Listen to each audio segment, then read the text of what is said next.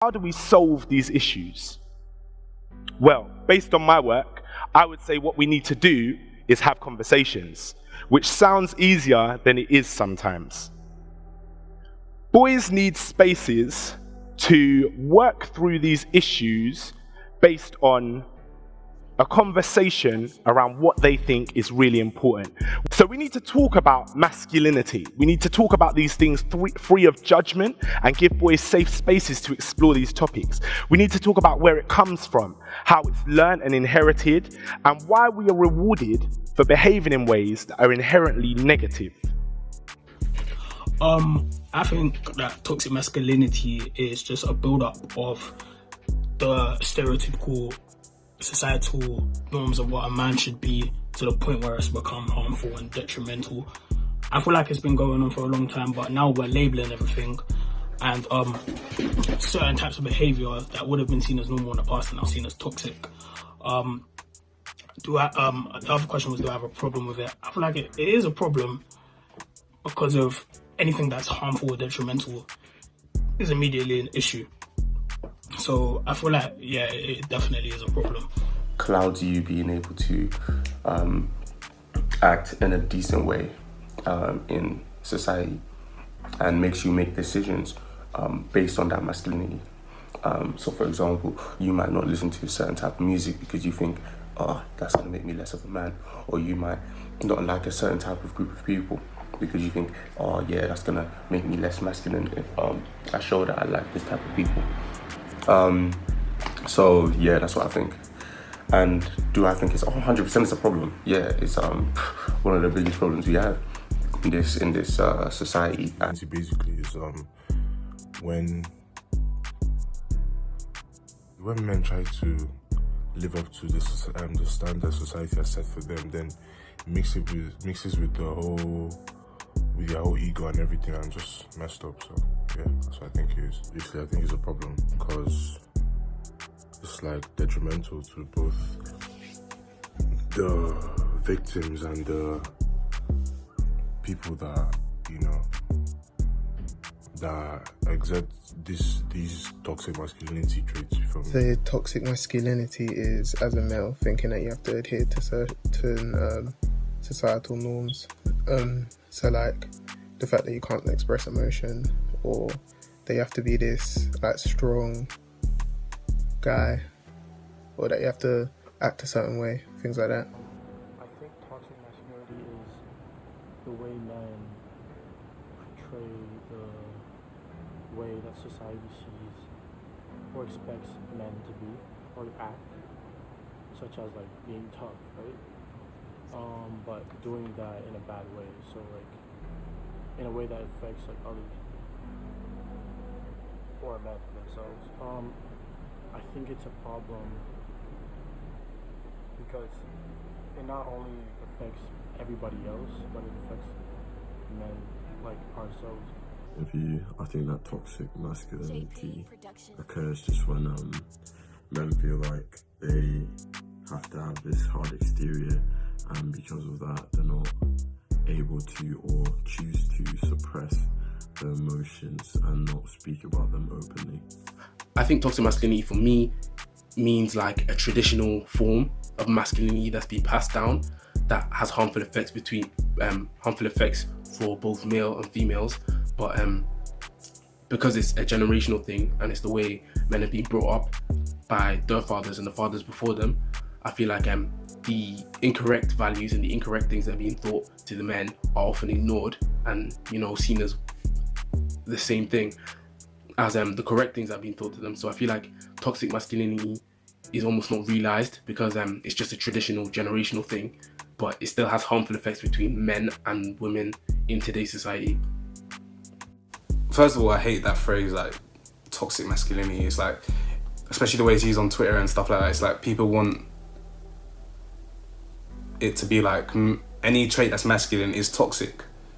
That's how I see it, I guess. Maybe that's not the case. Maybe it's like it has a bigger meaning in line with like the patriarchal structures and the way men are allowed to exercise those masculine traits, but I just hate the word. I'm very anti those kind of things.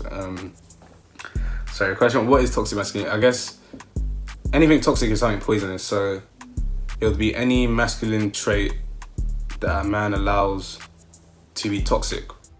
Okay, another point that I have is, I feel like as a society, we need to stop flinging the word toxic around so frequently, because now everywhere you go, you see toxic this, toxic relationship that, toxic family this, toxic masculinity that, and I feel like we just need to stop doing that, because when something toxic actually happens, then it's just being categorized with all the silly stuff and the stuff that's not actually toxic. So I feel like we need to actually define what toxic means and only use it for actual toxic situations, rather than just flinging the word toxic on anything.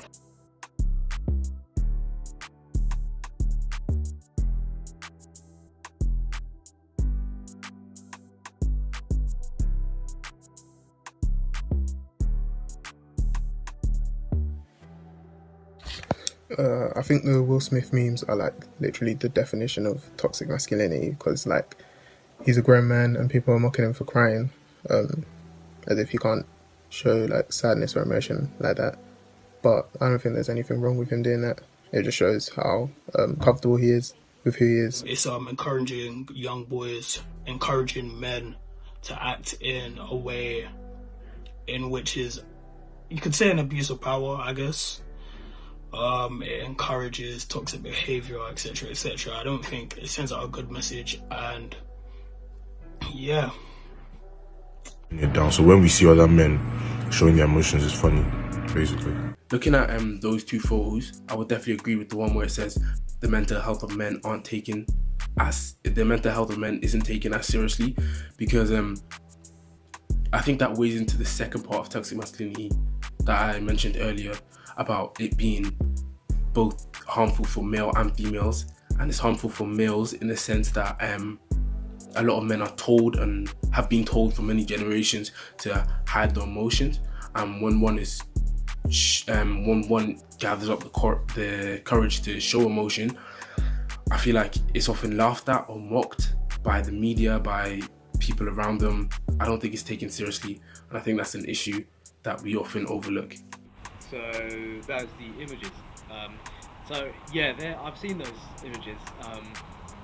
It's a tough one, because I do agree with the message in them that men's mental health isn't taken as seriously as women's mental health right now. I do believe it's going in the right direction, but right now, as it stands, it's not.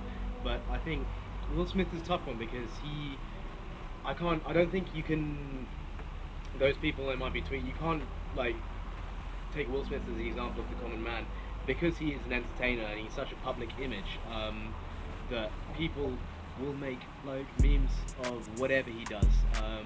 They might not necessarily hold the view, but they might know that in certain crowds it'll get a response. Cool. Okay, cool. Like, I'm a bit iffy when it comes to like jokes and all that kind of stuff. Like, I understand. Like, I have a sense of humor, and I have a very like high tolerance for like what I find funny and all that kind of stuff there. So, I mean, yeah, like I don't know if it proves that mental health is not taken seriously. I mean, it definitely shows an aspect, but I don't even think there's really anything wrong with Will Smith's mental health. But it definitely shows people's response to seeing men cry, 100%. But I understand that it's just a little bit of fun and games, and it's not even really too deep about it. And really and truly, I watched the interview, and Will Smith wasn't crying mad tears. He just looked like he was crying. So it's just a bit of fun and games. You know how it goes, like memes. Anything can be made into a meme nowadays. So I do agree with these pictures, and it is clear that men's mental health, especially on social media, isn't really taken too seriously as time. Like, again and again, men who do come out and express their feelings get backhanded comments such as don't be such a man up, stuff like that. So this does discourage other men from coming out about how they feel and expressing themselves in public spaces. So I think until that's normalized, then it's always going to be a problem, and a lot of people will still continue to internalize their emotions themselves and suppress how they feel. Yeah, those pictures they're quite mad, and they do point towards a big reality in society about men's mental health and the way it's treated, the way it's neglected. but it's also, I don't know, I don't really take a lot of the stuff I see on the internet, especially social media, seriously. Especially with our generation, I feel like we try and make jokes out of things that are serious so that we don't have to have serious conversations. It's like a kind of another way of sedating ourselves towards that stuff. So I feel like even though those pictures point towards an important issue of neglecting mental health, I feel like it's representative of where we are as a generation and the things we claim to care about. The thing about social media is like everyone always has something to gain by sharing something. So like you get likes, you get retweets and whatever. So it's so easy for people to compromise things they actually care about for those clicks and those engagements and stuff. I don't feel like it represents what we actually think about and care about as a generation. I don't think those images alone are proof that men's mental health is not taken seriously. I think it's more symbolic for a culture where everything and anything of celebrities' lives are able to become a meme, and I don't think that's unique to men's mental health. For example, when Megan Thee Stallion was unfortunately shot recently, people turned that into meme too. So I don't think it's an issue that's specific to men's mental health. I think it's specific of an internet culture where things in celebrities' eyes, which are not joking matters, which are not meant to be memes, such as what Will Smith is going through, such as Megan Thee Stallion being shot, are turned into meme because of this internet culture. So I don't think it's a specific issue to men's mental health.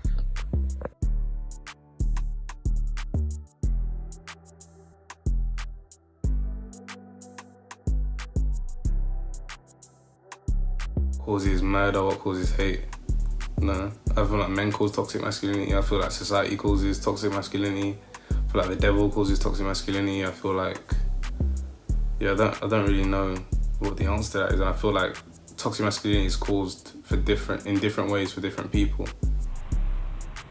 The way it's being passed down, the way it's being caused is through friends, older brothers, fathers that hold these current views. So from generations previous to ours, teaching children.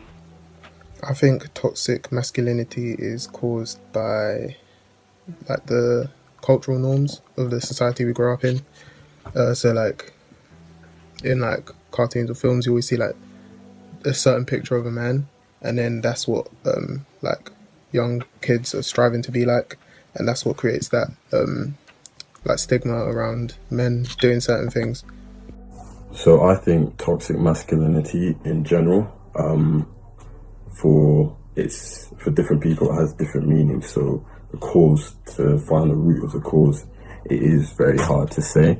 But from my point of view, I think it is due to society and what society thinks a man should be like. So wealthy, have power, status.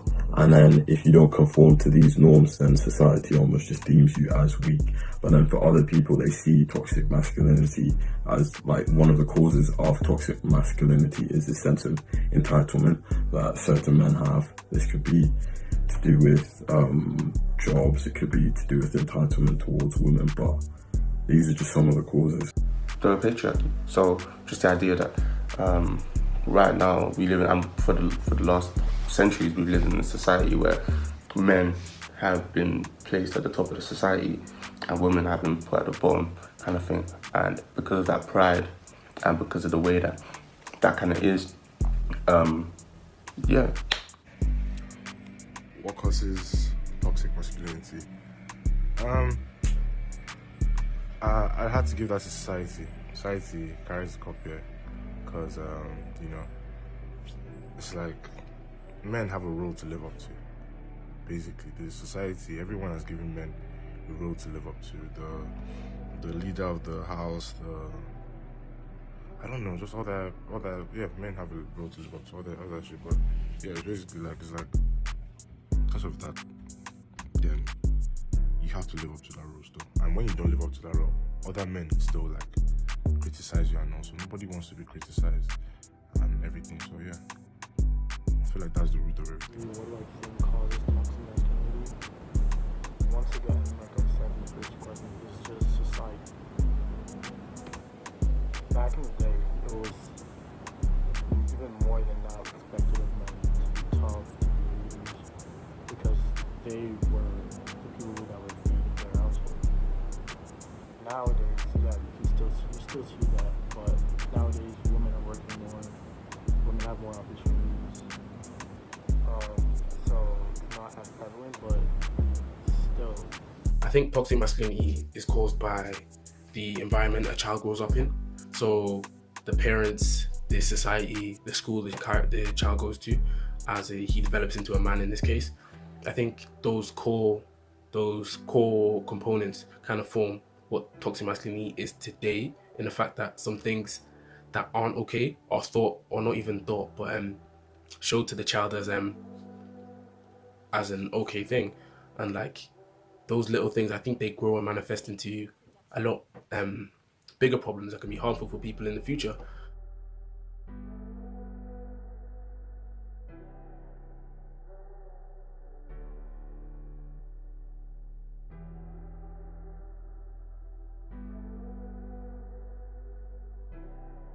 And just to be completely honest, I don't have any, if I'm being completely honest. Because not because I probably haven't witnessed it, I probably have. It's just that it's now that it's being labelled as toxic masculinity. Like, I probably didn't process in my mind seeing, like, if I saw something I wouldn't think, oh, that's toxic masculinity. Like, to be honest, it's only the last year or so where I really heard that phrase come into play. My most memorable memory of toxic masculinity would be something that I did. Would be when I treated a girl in a certain way in front of my friends, just to show that I was that guy. Do you get what I'm saying? Because this is how they all saw her, and now I'm hopping on them, even though I don't see her like this, or I don't care about how she is. I don't really care, but because of the way my guys saw it, hopped on the bandwagon. And yeah, that's one of the most memorable memories to me. 5. It will probably just be seen as just behaviour. So I have to be honest, I couldn't answer that question. I'd say my earliest memory of toxic masculinity is as a child on the playground in primary school, seeing one of my friends get hurt and, trying not to cry because he doesn't want to seem like a wuss. I think my earliest memory of toxic masculinity was when one of my friends at the time was talking about how he was with this girl, and he made me think that like this isn't right. But I didn't have the courage to speak up against him. But the way he was talking about the things he did made me think that like there's actually things that need to be changed and things that are overlooked because it's only a bit of banter, or it's not as deep. But in actual fact, it can have some serious effects on both the woman and her experiences. One memory I have of toxic masculinity is actually me. I told one of my teammates to get off the ground when we got tackled. And it actually turned out that he had fractured his wrist, but it is what it is. And I mean, just looking back at it, it's just the type of, when it comes to sports, it's just the type of person I am, and I like my teammates to be a certain way just to be tough. I guess that would be seen as toxic. Earliest memory of toxic masculinity, I would have to say is just from young, yeah, when you'd be crying and you'd be like, man up, people are telling you man up, and it's like, it's not only men that tell you man up, girls tell you man up as well, you feel me? And you man up, you feel me? And you basically like, suppress everything, all your emotions and everything. Like, obviously they're still there, but you just never show it. I know. And yeah, you just never show it. And yeah, that's basically my earliest memory of toxic masculinity. Cool. What's my earliest memory of toxic masculinity? That's a serious question, to be honest. I don't know. I feel like to answer that question, you have to have a certain level of like self-awareness about your masculine traits and how they manifest in the world. That I don't think I have. When I was young, I used to do this, like 14, 15, it's like this age where you want to start like pursuing girls and stuff like that. And I grew up on all this Disney Channel stuff, and I used to do it to to be like, oh yeah, so like that guy's rubbish, he's not treating you right, I see a girl get finesse, I'm like, I respect women, I'm different, so please link me, not him.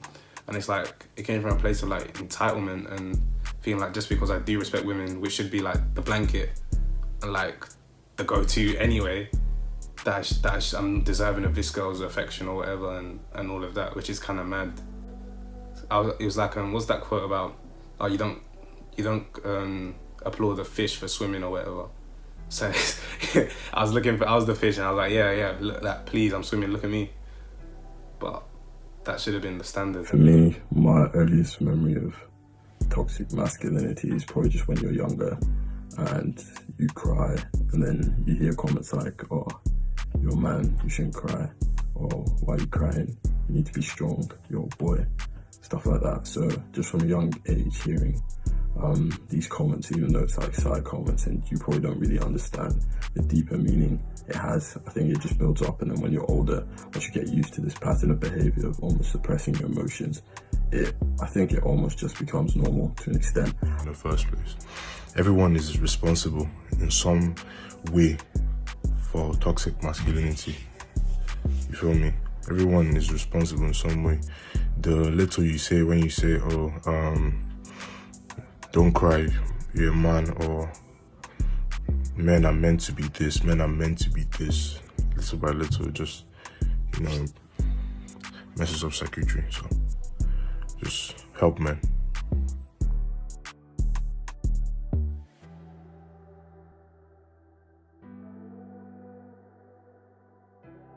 I don't think there's anything like a real man. There's no ideal, or there shouldn't be an ideal standard to who a real man is, because that is the source of toxic masculinity.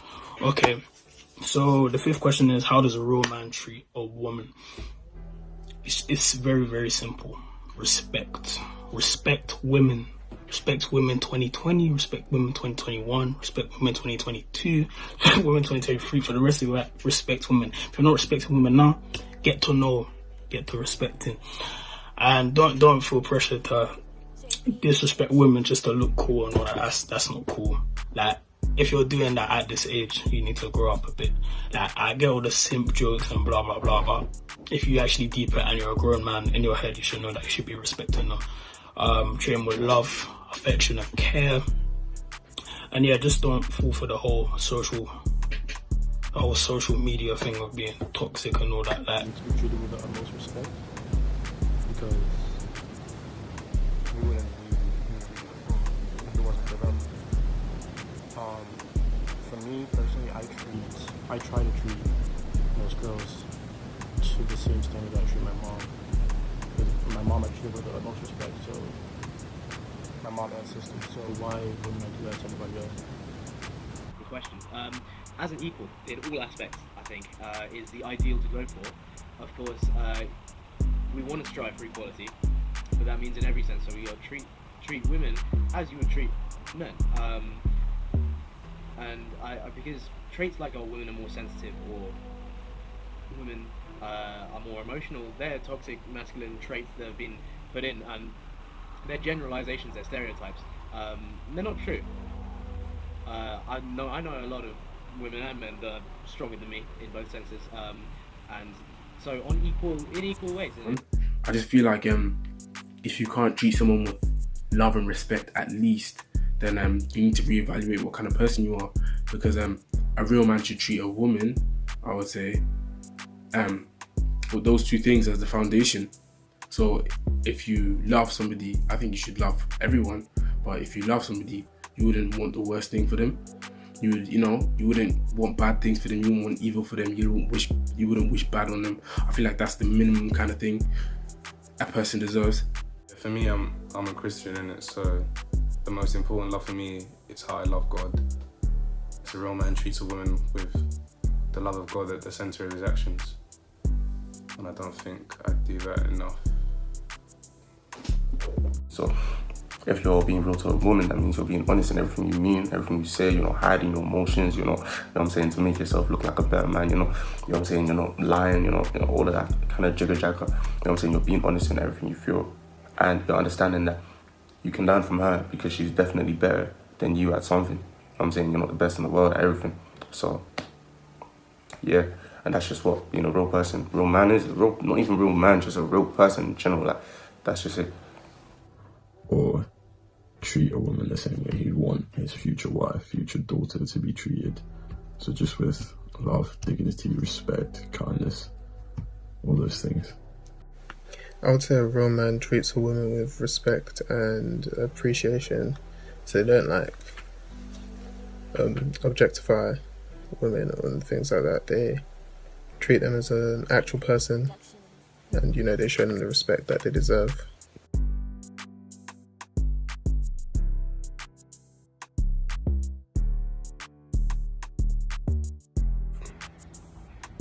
Like I said, nothing like a real man, but everyone should treat themselves with respect, you feel me? A man should treat himself with respect. Love, kindness, respect, same way you treat a woman, the same way you should treat yourself. So that's a very tough question. I would say the first thing that comes to my mind is God. Start with God. If you have a close relationship with God, then I feel like your relationship with yourself will always be what you want it to be.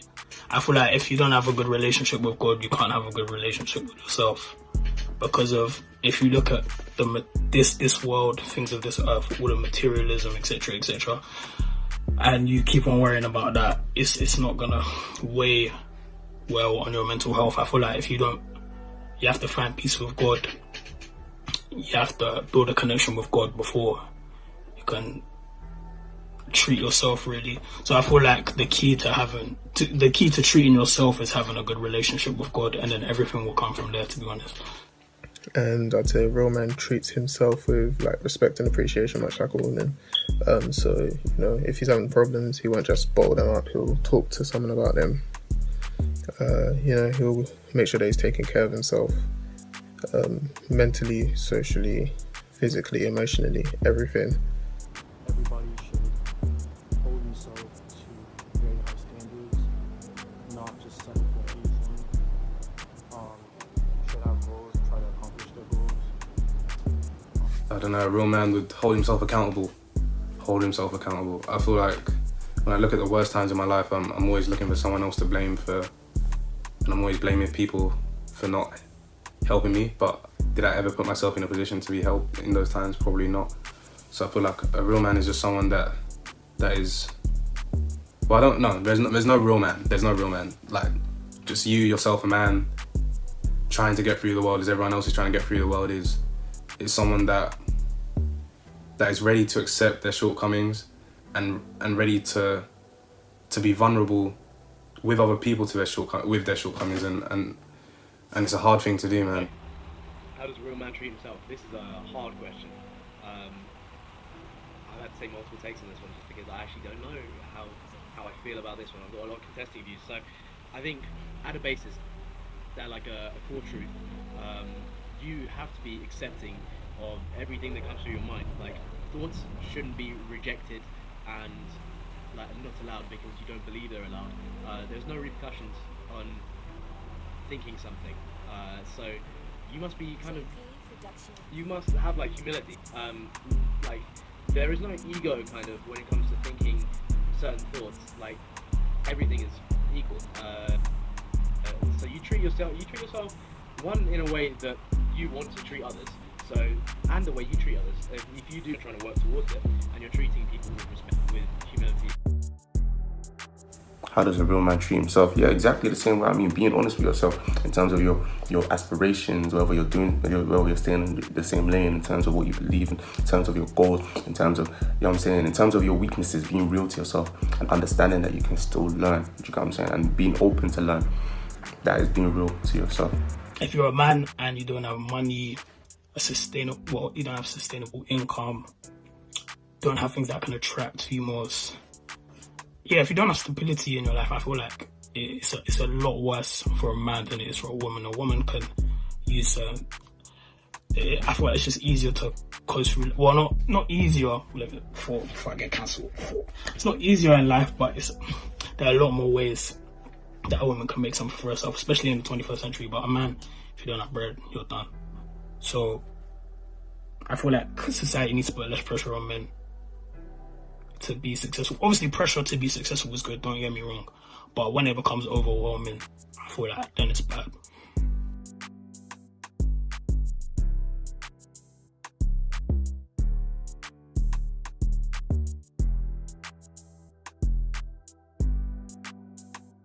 So if I'm being honest, I'm not really surprised by that data, because between the age of 20 to 49, that's like a big bracket in your life. That's a lot for a lot of people. That's make or break years.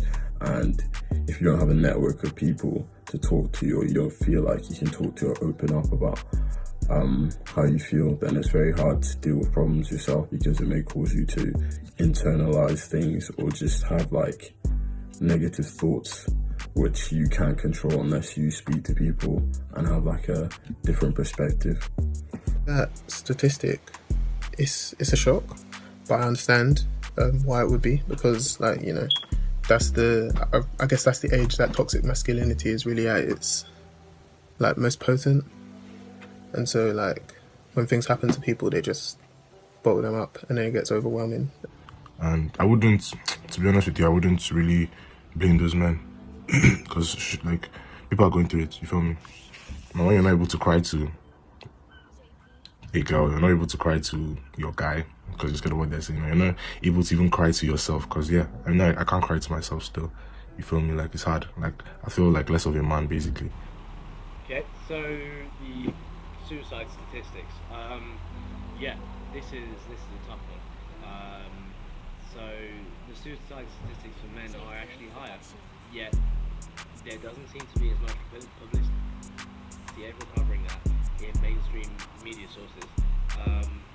And so I think it's hard because we've now, like 20 to 49 is an age group where you're fully expected in normal conditions that you'll be healthy, and the chances of death are pretty slim at those ages from causes outside of your ability to control. Now, whether mental health is something inside or outside your ability to control is up for debate, and there's a lot of different contesting views on that, but it is a big problem, and I think part of the reason for that is because the language we use surrounding mental health still is flawed. And psychiatry is something that I'm interested in going into the future, just because the mind is probably one of the most important things that can affect health in so many different ways in the future. So one thing I thought about making this easier, because I think the key to treating mental health is making the services more accessible, and basically reducing the number of steps someone with mental health has to take to try and access a service that can make a difference to their lives. So right now, the NHS has moved forward quite quickly with it, and it's quite strong, but age 20 to 49 don't have the world experience, don't have the life experience that they're willing to sometimes always come forward with these kind of things. So But I didn't know. That is something I did not know. I found that mad, and that's one thing that, but at the same time, it's not actually that surprising, because I remember when I was in secondary school, right, and there'll be all of these girls who would talk about how they wanna, you know what I'm saying, they were in really bad places. Whenever a girl was like that, it would always be a thing, oh, everyone run to the girl, this. But then when I know for guys, if I spoke to one of my guys and he told me, I found out years later, he was feeling the same way, same time as this girl, but no one's listening, because, you know what I'm saying, that's the situation. And imagine one of your friends telling you something like that. You realize that, you know what I'm saying, they were this close to doing something the same way this girl was, but we were all paying our attention on this one person. And that's not to say that people don't deserve our attention, but that's just to say that you have to be more active. Because if I was the way I am now back then I would have noticed how he was feeling, because it wasn't like it was mad hidden. He just wasn't talking about it. You know what I'm saying? But it was evident in the way he was acting, and when he started telling me about this and that, I was like, yeah, I noticed that, but I just didn't think that was something that could happen. But it is. I think suicide being the most common cause of death for men between those ages kind of shows where we are as a society when it comes to mental health of men. I feel like our men just can't speak up, in the sense that we've seen what happened to, you know, Kanye West and Will Smith, and the fact they just got mocked all over the internet, and basically showing there's no space or room for them to open up. Another thing I wanted to add was, guys, you should check your boys in the sense, check your boys in the sense that check up on them, check if they're okay, check if they're fine and everything is okay. Because I know, especially in coloured households, that the mental health side of things is often ignored. And also check your boys if they're doing something wrong and they don't know it. Speak up, tell them, let them know. This question is heavy, like it's heavy, and like when suicide is so scary. It's such a scary thing to talk about. I know there's people listening that are that have suicidal thoughts and struggle with mental health, but I feel like with men, like we don't feel like we're supposed to talk about these things and seek help and hold ourselves accountable again, and that is the worst thing we could ever do. There's that quote, like, you can't heal what you don't reveal, and if you keep that wound hidden, it's going to eventually get infected and it's going to eventually do something to you. It's going to hurt you even more than it ever did. So I know that's not the question, but like, please, as men, we got to talk to each other. We got to find someone that we trust, and we have people that we trust, and we got to speak to them. And even as men on the outside looking at other men, we got to be able to see when it's time to intervene. Even though some of our friends won't want to hear the things we have to say, but it'd be better for them to be offended by that than for them to not even exist, you know. And like, we got to be there for each other, and it goes back to like just love, and that is the only, like, the world sucks, but the only thing that gives me hope about the world is the love, like, of God as a higher power, and the ability to share that love with the world and benefit someone's day and allow someone to smile and just to make someone's life easier, and we just gotta try, and we gotta try, and anyone that feels like they can't talk to anyone, I don't know if you'll be able to contact me with any, like, feel free to message me, if you know me. If you don't, I honestly don't care. Like, the world is so finished, man. It's so done, and we just need some love, man. I don't want to talk about those suicide numbers because that's scary and that's real, but it's a reality at the same time, and we have to address it or it's going to keep increasing. And please speak to someone. Speak to anyone. It's better, like, there's all these thoughts rushing around your mind like 100 miles per hour, and you keep it in there. Even if you just write it down, at least it's out there and you can see what it is, and it's not that big anymore. Like just speak, or just get it out somehow, and whether that's through expression of art, and that's through talking to your friends, or that's just through anything, but just find a healthy way to pattern those thoughts and let your light shine, man. And I promise you, like God loves you, people love you, man. Like whoever, I don't know, man, woman, whoever.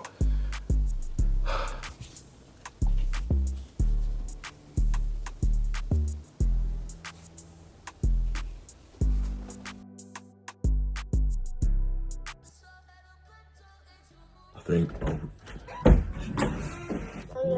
tell you I'm doing something. I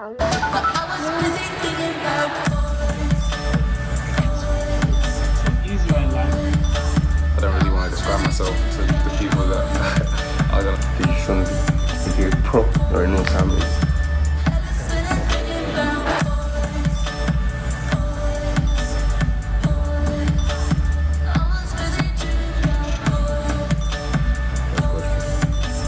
Looking at those people. Yeah, man. Peace out. Later.